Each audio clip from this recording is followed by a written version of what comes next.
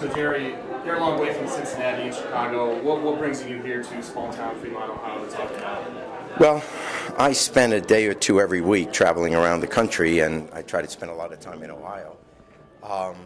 There's right now a full-blown assault on the middle class, middle-income people, just to protect for example, the tax cuts of very wealthy people.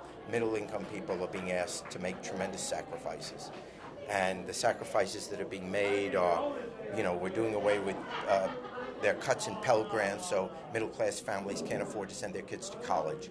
They're talking about making cuts in Medicare and Medicaid. Every time we cut a program, we're hitting the middle class. Wealthy people don't need government programs. It's middle and lower-income people that use them. And, if we love our country, it's okay if people like me maybe pay a little more in taxes. It's okay. We can afford it. And if we love America, why wouldn't we do it? We're okay to send middle and lower income sons and daughters to fight and die halfway around the world so people in Iraq and Afghanistan can have a better life, but we're not willing to spend a couple of more bucks, wealthy people, so that Americans can have a better life. And we're seeing it now. They're trying to make it harder for people to vote with HB 194, which is doing away with some of the early voting and absentee balloting. We've got issue 2, SB 5, which makes it harder for middle-income people to bargain and negotiate for a good life for their citizens. Why are we turning on middle-class Americans? And I just think it's enough. It's time we should say stop it. A lot of people might come as a shock that Jerry Springer is talking about these things, but in reality, you were a politician at one time Sure. and from Ohio. So yeah, I used to be the mayor of Cincinnati, but I mean, I'm doing this as an American citizen. I'm not running for anything. I'm just a citizen, and I've been very lucky. I'm the luckiest person alive. I mean, I've got this great life because of a silly show. But it's okay if people like me pay a little bit more for this great country. If other people can sacrifice for the country, why not the richest 1 or 2%? It's okay. We're going to survive. You don't have to hold the telethon for us. But let's make sure that our schools are okay, that there's that there's health insurance for middle-income people. I don't hear any debate about if we do away with Obamacare, for example, the 20, 30 million people that are suddenly going to be without health insurance again. What's going to happen to them? Are we okay with that? Is this all right? How can we say that we love America and not care about Americans? It's amazing how many politicians do that. They think patriotism is singing God Bless America at 7th inning stretch of a ball game.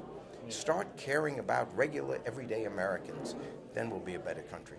And what are people talking to you about with these issues, specifically maybe SB 5, because I know that's been a real hot button issue, especially in Northwest Ohio? Well, SB 5 is, we should vote no on it, because why should we take the right away from public employees, the people that do valuable services for us, whether we're talking teachers, police officers, firefighters?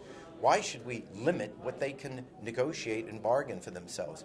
We all get teary-eyed when a firefighter with 9/11 goes into a burning building, but God forbid they should get to negotiate a better deal for themselves.